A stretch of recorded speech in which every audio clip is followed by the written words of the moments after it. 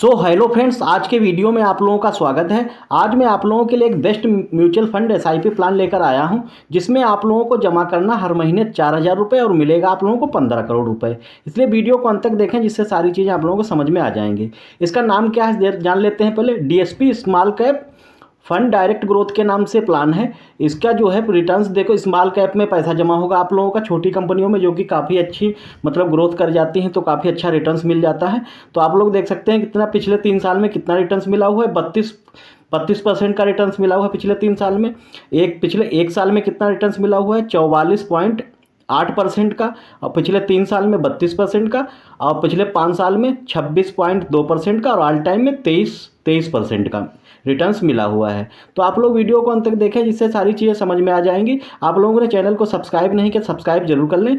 अब आप लोग देख सकते हैं कौन सा प्लान है, एसआईपी प्लान है। एसआईपी प्लान क्या होता है?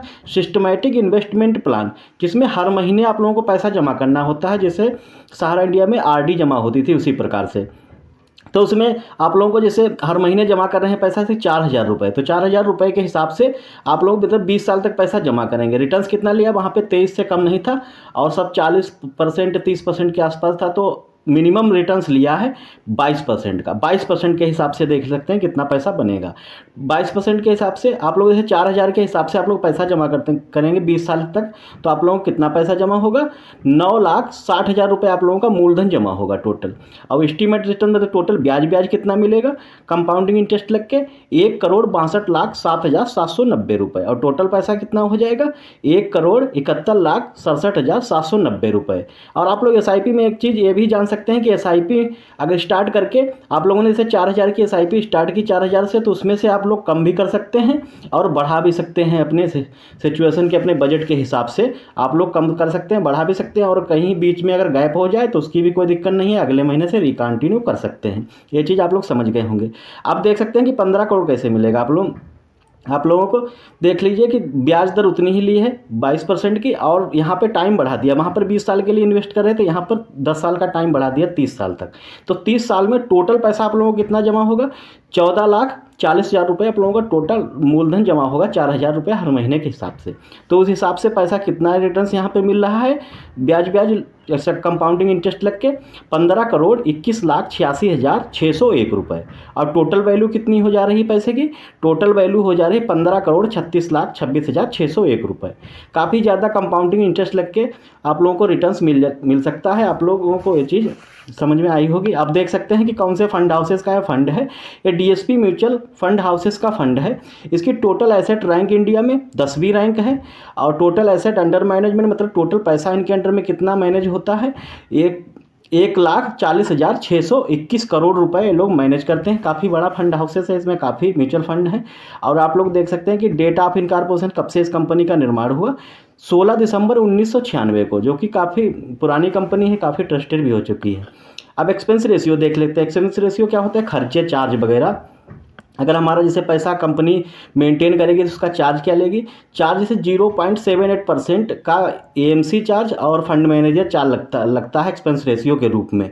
वो भी अगर आप लोग एसआईपी अगर 10,000 से ऊपर एसआईपी करते हैं हर महीने में, तो आप लोगों का लगेगा फंड मैनेज ये एक्सपेंस रेशियो। अगर उससे नीचे की एसआईपी है तो आप लोगों को ये चीज़ नहीं देनी पड़ेगी। अगर लमसम प्लान करते हैं तो आप लोगों को एक्सपेंस रेशियो देना पड़ेगा। ये चीज़ आप लोग समझ गए होंगे। अब आप लोग देख सकते हैं कि एग्जिट लोड कितना। एग्जिट लोड क्या होता है? निकासी चार्ज।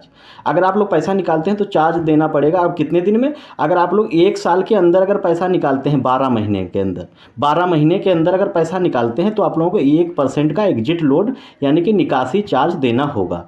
अगर आप उसके बाद में निकालते हैं तो आप लोगों को ये निकासी चार्ज नहीं देना पड़ेगा। स्टाम्प ड्यूटी लगती है, सरकार के खाते में जाता है 0.005% का, जो कि काफ़ी मिनिमम चार्ज होता है।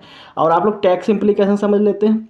टैक्स इम्प्लीकेशन क्या है? अगर पैसा जैसे इन्वेस्ट कर रहे हैं 20 साल के लिए, तो आप लोग 1 महीने के मतलब 1 साल के अंदर अगर आप पैसा निकालते हैं तो आप लोगों को एसटीसीजी टैक्स देना पड़ेगा 15% का। एसटीसीजी टैक्स आप लोगों का 15% का लगेगा। एसटीसीजी टैक्स क्या होता है? शॉर्ट टर्म कैपिटल गेन के नाम से टैक्स, जो आप लोगों को 15% सिर्फ प्रॉफिट पे लगेगा, मूलधन पे नहीं। प्रॉफिट जितना होगा उस पर अगर 1 साल के अंदर, तो उस पर आप लोगों को 15% का टैक्स देना पड़ेगा। अगर 1 साल के अंदर निकालते हैं पैसा तो।